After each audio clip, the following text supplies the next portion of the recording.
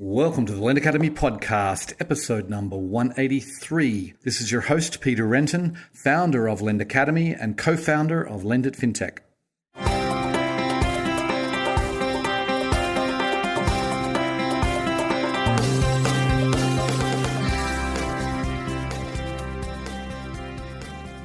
Today's podcast is sponsored by Experian's Clarity Services.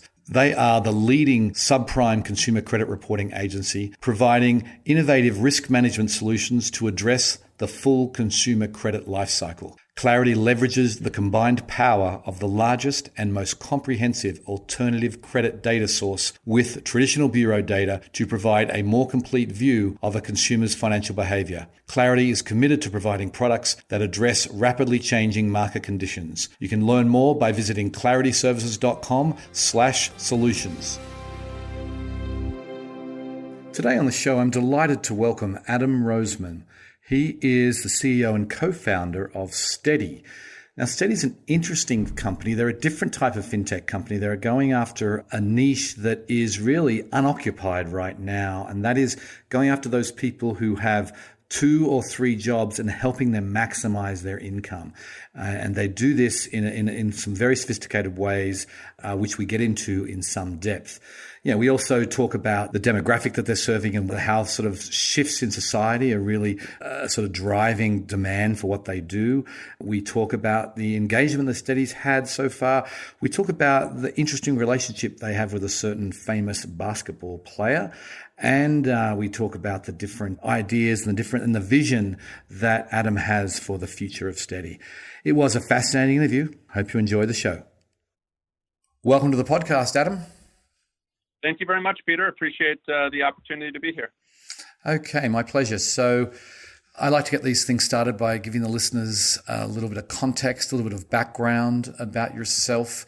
And so why don't you tell us what you did before you started Steady? Sure. I started my career as a M&A banker, specifically focused on the technology and consumer sectors. Ended up parlaying that experience into starting a business with my current partner, Michael Loeb, that focused on supporting job growth in emerging economies, so specifically a double bottom line business around investing in local entrepreneurs in developing markets. Did that for 8 or 9 years and was excited to then jump into the next business with Michael Loeb. Okay, so then, Steady is a pretty unique business, and we'll get to the details in a second. But what was the idea that led to the founding of Steady? Yeah, so it actually goes back quite a bit. I grew up in a single-parent home with my mom and my younger sister. My mom, very hardworking individual, was a teacher, always struggling to make ends meet and take care of my sister and I, finding ways to make up extra income. And this is, going back 30 years now. You fast forward to, a couple of years ago, just ahead of the founding of Steady. And my father, who I did not grow up with, retired and did not have sufficient retirement income. He had been a restaurant manager his whole life, no college education, and ended up working in retail and wasn't finding sufficient hours to work in retail, and ended up, putting together effectively an income portfolio that consisted of multiple jobs in order to complete an entire income picture for him. I started digging into this particular dynamic of what my father was experiencing and looking at financial health of low to moderate income Americans, and then digging into workforce data, and became very fascinated with this sort of quote unquote underemployment dynamic that was happening. Mm-hmm. Specifically, if you look at all recessions dating back to 1991, every recession has led to very significant permanent job loss, in that it's published by Alan Kruger from Harvard that 94% of new job growth in the U.S. from 2001 to 2015 consisted of non-permanent, temporary, part-time work. And so we have a dynamic now as technology continues to progress that, workers, specifically those that are low income, not high on the pay scale, aren't necessarily unskilled, but whose skills are not valued high economically, are in a position now where, with the advancement of technology and businesses able to match labor supply with demand, that they're significantly disadvantaged. And so the sort of direction of work going forward into this sort of broadly defined future of work involves this situation where people are working more than one job. So much in 2016, published statistic from the National Bureau of Economic Research is that 43% of Americans in the workforce already had more than one source of income. Mm-hmm. So this is quickly becoming the new normal and not the exception. So I was very fascinated with that construct. Right. And then so why don't you segue now into explaining exactly what Steady does? Yeah. So Steady's belief is that the most important financial decision an individual can make is how they invest their time in the way that they work. And today, specifically, if you are not a highly skilled individual who has a particular type of job in mind that aligns with those skills that's going to pay you well, it's very difficult to figure out what is going to be the best fit for you, especially if you're having to work multiple jobs. So Steady's business model is built around specifically helping individuals that are, low to moderate pay scale figure out what are the right income opportunities for them. Today, predominantly in the construct of filling income gaps.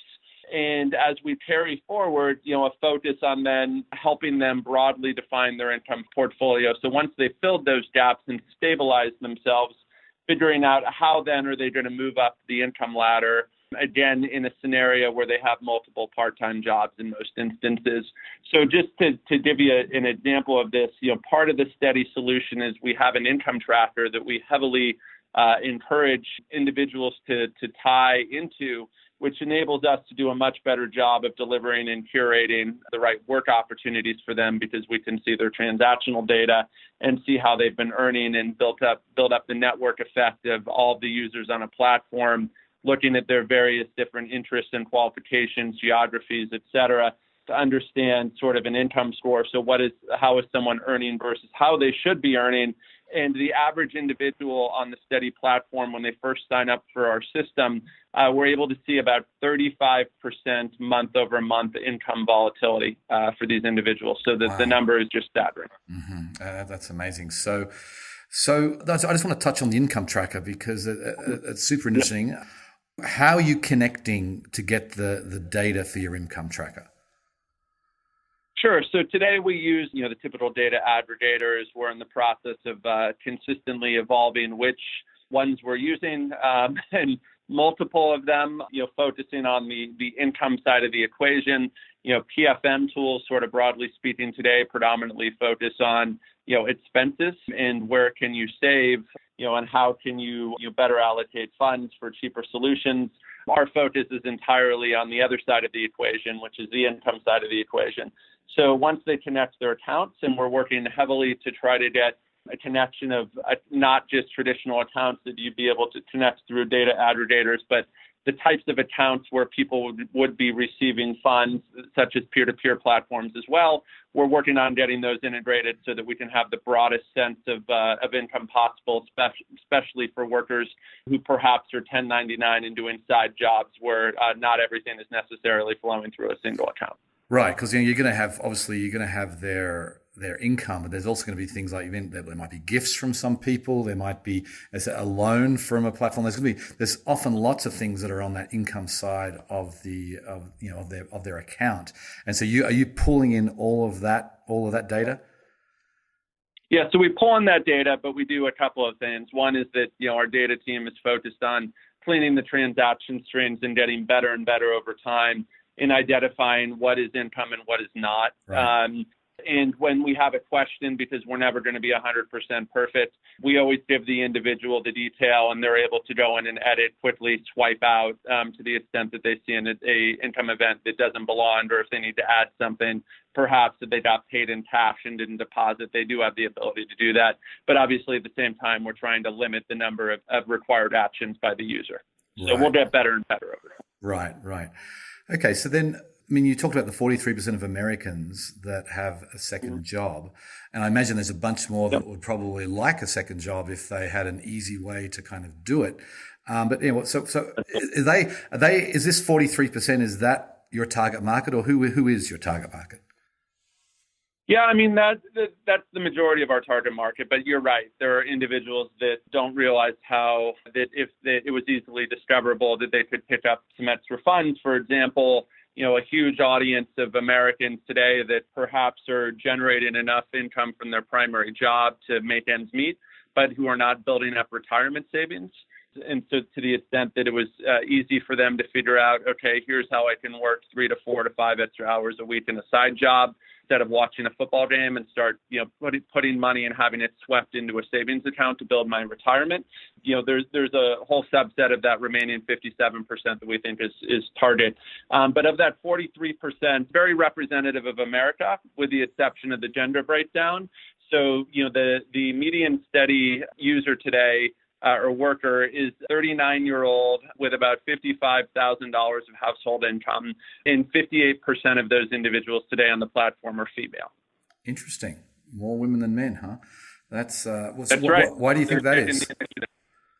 I think a couple of reasons. I think one is that, within a household environment, oftentimes, as we've seen through a variety of studies, when the going gets tough, oftentimes you'll find the woman, being the one who's taking more initiative, especially during sort of extra time. So I think there's a factor of that at play. We also see a factor at play of women who have perhaps left the workforce, at least in a full-time construct, and now are looking to help to earn some extra income because perhaps they've had a family and now they want to either step back into the market, or one job is not cutting it anymore within the household.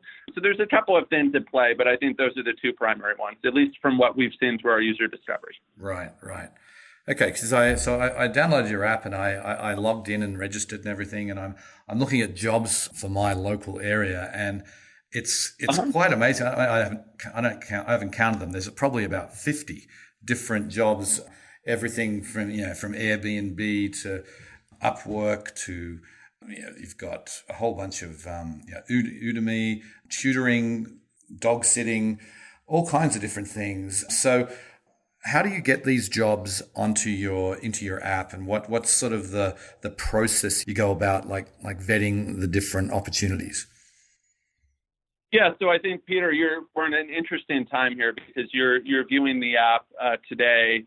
Within a week from now, in fact, less than that, because we've already submitted to the Apple Store, there's a very significant advancement happening within our app, where we're going from direct relationships with about 130 work from home in gig jobs to over 1.2 million new jobs that are being fed into the system that are part-time and shift work from a variety of different sources. So we have direct relationships with a small percentage of the businesses that will now be in the app, but the majority of those are from partnerships with a variety of different trade organizations and other sources of jobs, some of which are sort of I think company confidential that I'm not going to go into too much detail on, because our goal is to have in the system every part-time shift gig job that exists today, we would like to have in our system, given that we're not focused on monetizing it. And that, as we carry forward, we'll eventually get to full-time work as well for those folks who would qualify for and could get into a full-time job. But, when we do that, we want to do it right. So right now, and again, in the construct of filling an income gap, we want to ensure that we have every part-time shift in gig job that's available online is being seen through our platform. The important thing for us is to curate the right opportunity, right? So in terms of, everything from survey data, which our survey is being significantly expanded, to click data, to the income tracker data, all of that is being taken into consideration in terms of as we build the business going forward, in terms of curating those work opportunities. So think of a Netflix-like algorithm where we're able to see, okay, Peter, you might be in, let's say you're in Kansas City, you're earning X dollars an hour. Nancy's also in Kansas City. She's earning Y dollars an hour. She has a very similar skill set to you, very, very similar work history, similar availability. Here's what we're seeing that other people like Nancy are doing that you're not, to earn more. And as a result, here's the types of work that you should be looking at. That's fascinating. And So, I'm thinking about this, and like there's obviously been a demographic shift that that's been talked about a lot over the last decade, shall we say, into more of the gig economy, people call it. But it seems like there are, I don't know if it's going to be permanent, but there's certainly people that you say have 2-3 jobs, and none of them are full time. But it's sort of become their normal way of living. Do you feel like this is where we're moving to? Like the workforce of tomorrow may end up with people choosing a career of multiple part-time jobs? Yeah, I think part of the problem is that today, and let me start out by saying, I am not a supporter or fan of the gig economy. Okay, I would much rather have a world where everyone has a full-time W-2 job that single job is satisfying their financial requirements, providing a living wage and a series of benefits. The fact of the matter is, unfortunately, we're in a new reality, and that world is not coming back, at least not, during the course of my work career. And so from our perspective, yes, we are living in a new world. We are living in a world where the income gap is widening, where, we're going through right now the longest period, as we all know, of economic expansion that any of us have seen, and the strongest job market that any of us have seen, supposedly, at least from an unemployment statistic perspective. And yet we're still acquiring users at almost nothing and at significant scale. My fear is what is to come, right? When we all know that a contraction will come. We don't know when it will come, but it will come. And when it comes now, after this extended period of expansion, the progression of technology over the last decade since the last expansion has been tremendous, especially when you look at workforce solutions and you look at automation. And so, despite the fact you have 43% of Americans with more than one source of income today, I have no doubt that that's going to be over a 50% number once we come out of the next recession, whenever that is. And so, yes, I think we are absolutely living in a new world, and there's not many people, at least, who are reasonably well educated in the topic who would disagree with that. Right. Okay, so I just want to be clear about what you do. So you obviously you've got the job market, or if you want marketplace, I guess you would call it. That you said is about to greatly expand. Obviously, where I should point out to listeners, we're recording this in mid-December. This will not be published until January. But so that's obviously when people get to download it in January, it'll look a little bit different. So you've got the job market, you've got the income tracker. How else are you engaging with your customers?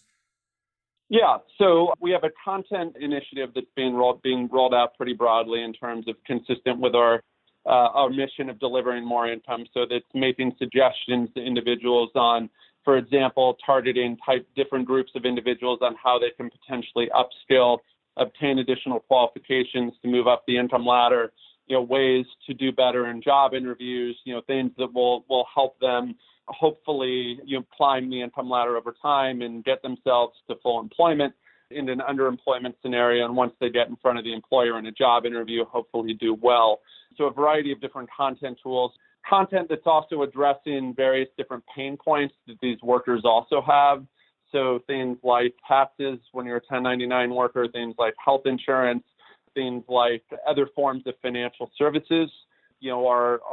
As we carry forward, we believe that there is going to be a significant play for us to improve the lives of our users when it comes to sustainable forms of credit, for example, where today, if you are applying for a home loan with Fannie Mae or Freddie Mac, you have to provide W-2 income during the verification process to qualify for a home loan.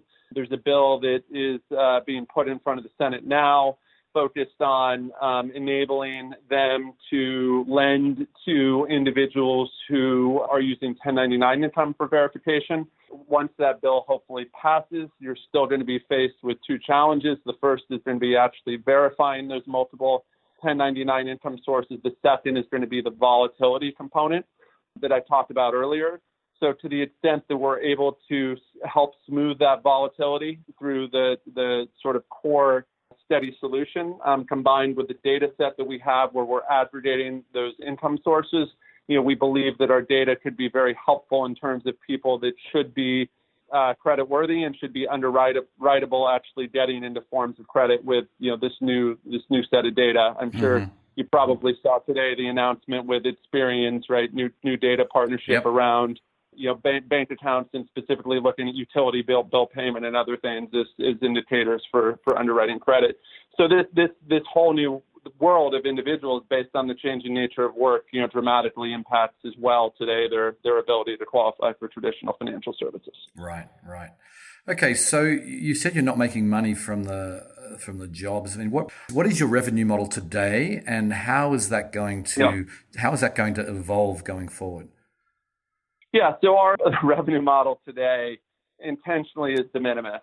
And the main reason for that is that, we believe that the power of this platform at scale, that the network effects, again, of this business are dramatic as we add and scale users.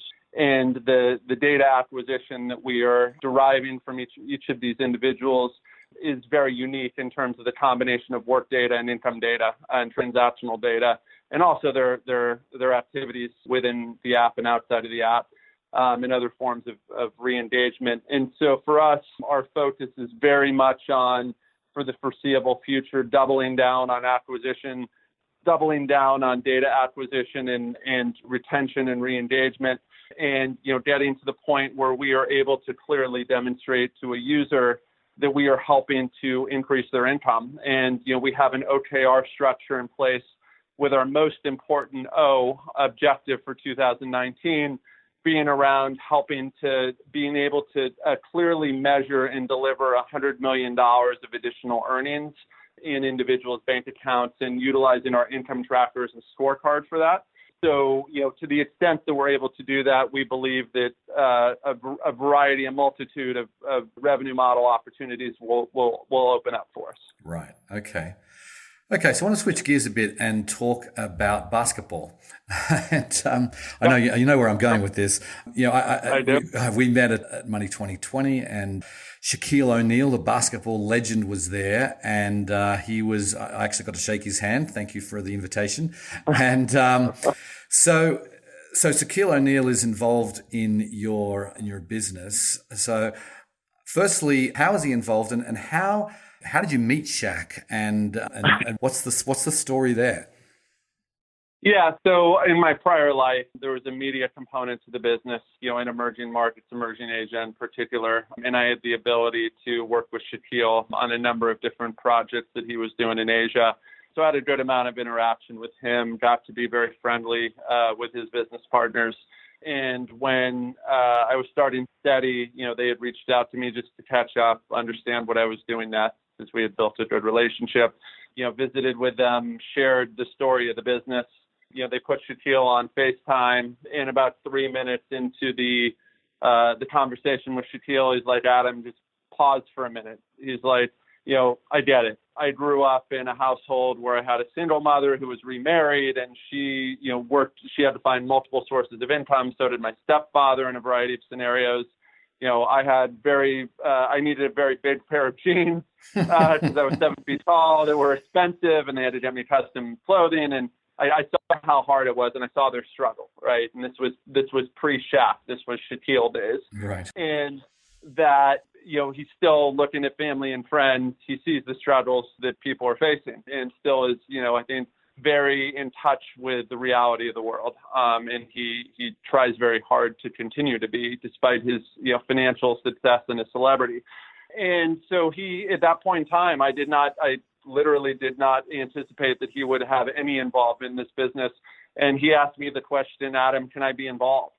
And what can I do? And I don't want $1 from you. I want to own a little bit of equity. I want to do a lot of work for you, but I don't want to take $1 from you, because I want every dollar that goes into this business to be invested on helping people. And hopefully, I can contribute to building awareness and building credibility with the users. And hopefully down the road, I have some success in doing that through my equity position in the company. So that was it. So then how are you using Shaq today to get the word out? Obviously, someone that hundreds of millions of people know certainly know his face and know of him. How are you using him? Yeah, so Shaquille, as you probably know, he's a a very likable individual. So he has a number of brand partnerships. We're the only one that has this construct today where he's not getting paid like is an endorsement, where he has a vested interest in the business and that he's delivering, services to grow the business because he believes the business is going to be worth something someday. And he does make the equation of the first business he did that with actually was Doodle, and the second was Ring. And so we've got a pretty high bar in his mind to achieve, and that delivers positive added pressure to us to create a positive outcome. But I think from Shaquille's perspective, he certainly brings credibility, especially early on in a business's development, because if a lot of low to moderate income individuals who interact via digital platforms are always looking for red flags, right? Is this real? Is there an ulterior motive? There absolutely is not. We are a very mission-driven organization, but having Shaquille there helps to lower that question factor a little bit, because people don't believe, at least the majority of them. You always have naysayers, but at least the majority of them don't believe that Shaquille is going to risk his reputation on something that is shady per se. So it provides sort of a little bit of that trust factor that's hard to get early on in a business's development until you build a brand. The second component is it is helpful in the B2B community. So, Shaquille is, a very fun-loving, outgoing individual who a lot of people want to meet. And so, using him both in media, which we'll be doing a lot of, starting next year, in addition to, in a B2B environment, things like Money 2020 that you mentioned are great. I think a big portion of what he's doing for us is to bring, again, awareness to the problem. So when we have him in front of the media, talk about the challenges of Americans today, talk about how this is like, something that appears in most Americans' mind to just be kind of is what it is. But this is, perhaps one of the biggest economic challenges that the world has potentially ever faced, what we're going to see over the course of the next 20 years with automation and what that does to workforce transformation. So bringing awareness to that, because we are so far behind in so many different ways. And then lastly, I think events. And so, having Shaquille at events, specifically user-oriented consumer events, that can create awareness and a PR lift, where things where we'll be using him. Right. I'm sorry, Peter. I also mentioned I forgot the most important piece that I should have said first is what we've used Shaquille for the most during the first sort of 9 or 10 months that he's been working with us is around sitting with users. And so we do focus group after focus group after focus group, around the country, sitting with individuals, sometimes one-on-one, sometimes in a room of 4, 6, 8 people who were from all walks of life, who were having income challenges. Either they're temporary shocks to income or some unexpected expense, or people who are consistently struggling. And every now and then we'll bring Shaquille and he'll show up in the room and help moderate. And we've done a number of those. And when people first walk in the room, when he first walked in the room, they're shocked. But there is not one session we've had him in thus far that he and someone else in the room are not in tears in the corner together, around some topic that's been challenging by the end of that discussion. Typically, it's a single mother. I'm just given, the history of him and the fact that his mom was a teenage mother. Right. So, yeah, I mean, that's the most important thing that we do is actually have him sit with users. Right. Got it. So then, can you give us some idea of the traction you're getting today? I mean, how many people have signed up? Yeah, so we feel good about where we're at. We only started our beta in April of this year. Our public launch at the beginning of August with our MVP, and the traction is blown us away. I think it's a positive from a business perspective. It's a negative just seeing how much of a challenge there is for so many Americans today. So we, in December we're blowing past 400,000 app downloads. We'll finish off this month between around 320,000-ish full registrations. We're seeing very active re-engagement, high retention. What we're seeing for most of these individuals on the platform is that, job search, when you have an income challenge, job search is perpetual. And when you have an income portfolio, it's not like for a lot of us that, we might need to search or think about what's next every 1, 2, 5 years. For them, it's constant, right? Because there's never enough and they're never satisfied. in the income tracker. Those that are using the income tracker, their usage of the app is much, much higher. So we have a number of even more retentive features all tied to income that we're rolling out in the new year, continuing to enhance and improve the curation technology with a lot of major curation technology milestones that are going to happen in Q1 and Q2. We're up to 40 plus team members today, most of that in dev and product. And we're feeling really good about the path that we're on. There's a long way to go, but January will be our first month where we have more than 100,000 downloads in a single month. So, long way to go, but a better start than we could have hoped for. Right. Yeah, that sounds good. Okay, we're almost out of time. Just a couple more questions, if I may. It seems to me that you're really creating a new niche here. This is something that you see so many companies focusing on the expense side of the equation or the lending side of the equation, and you're really focusing on the income side. So who do you see as your competitors? Yeah, so I think you're right. We are sort of trotting down a new path. So in terms of direct competition of people doing exactly what we're doing today, there's no one yet, at least that we're aware of. There will be. But there's no one yet. Mm-hmm. In terms of those that we're fighting for eyeballs with, right? So first off, where are other people going to look for jobs today? They're going to Indeed, they're going to Monster, they're going to ZipRecruiter, they're going to Snag a Job. Some of them are using Google. But that process is a traditional search process. So you have to know what you're looking for. You have to type something into a search bar, and you have to hope that the 10,000 results that come up with you in front of you, that a few of those are going to fit, and that you're going to fill out a long application and hopefully get a call back. But the business model of all of those companies that I just mentioned is client side, so specifically on the corporate side of the equation. So who's ever posting the job listing is the one that's paying, mm-hmm. and as a result, they're always going to optimize the experience for the business, not for the worker. Right. So we believe that process is fundamentally broken, but we absolutely compete with them for eyeballs around job seekers. The other side of the equation around sort of the financial tools, I think a little bit Mint, right, and other PFM tools that show income. But I also think that, companies like those can be great collaborative partners for us because we have a particular focus on one specific element of the equation, which is income, which can lead to a lot of other things over time. So I would say today we're sort of, we're a hybrid and we're competing a little bit against both sides of the equation for eyeballs. Mm-hmm.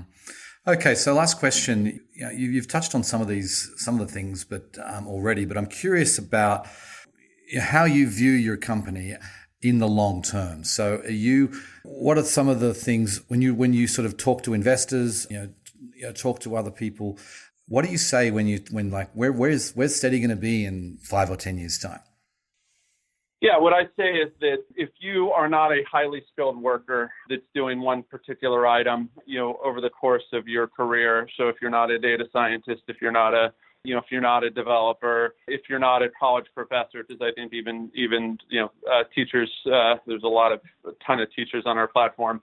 So if you're not in a high-paid, highly skilled work environment, Steady is the place that you go to earn and to your primary source or path to go to earn and track your income. Hopefully getting to the point as well where we're helping in some spectrum of the financial services world.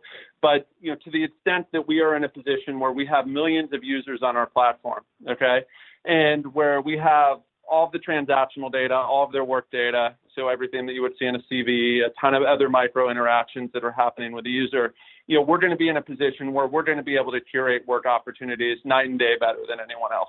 Right. And there will be no reason for them to go anywhere else, right? Mm-hmm. And so the other thing that happens once you get to that point is we do build a sense of community, right? So, the way of the 20th century union, unfortunately or fortunately, whatever side of the equation you're on, is going by the wayside. But to the extent that you build a platform with a tremendous amount of data, you have the ability to effectuate change that can help that element of the population. So, a lot of initiatives around advocacy, other types of things that we can do that will become more and more powerful as our platform scales certainly are on the horizon. Right. Well, it's a fascinating idea, and I certainly wish you all the best, Adam. Thanks for coming on the show. Thank you so much, Peter. Okay. I appreciate the opportunity. My pleasure. See ya. Bye-bye. It's interesting to me because it really is a pretty simple idea what Adam and the team are doing, but it's interesting that no one has focused on this community of people in this way, and clearly they have some pretty significant needs.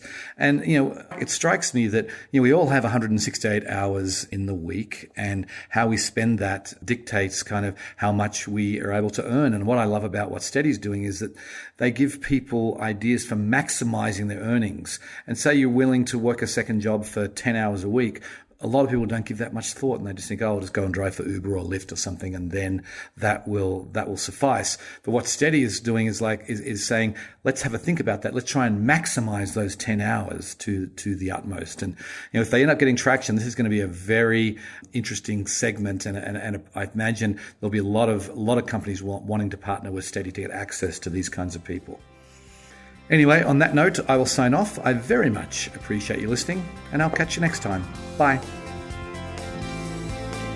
Today's episode was sponsored by Experian's Clarity Services. Clarity's suite of FCRA-regulated reports and predictive scores yields significant insight into a consumer's financial behavior throughout the alternative financial services industry.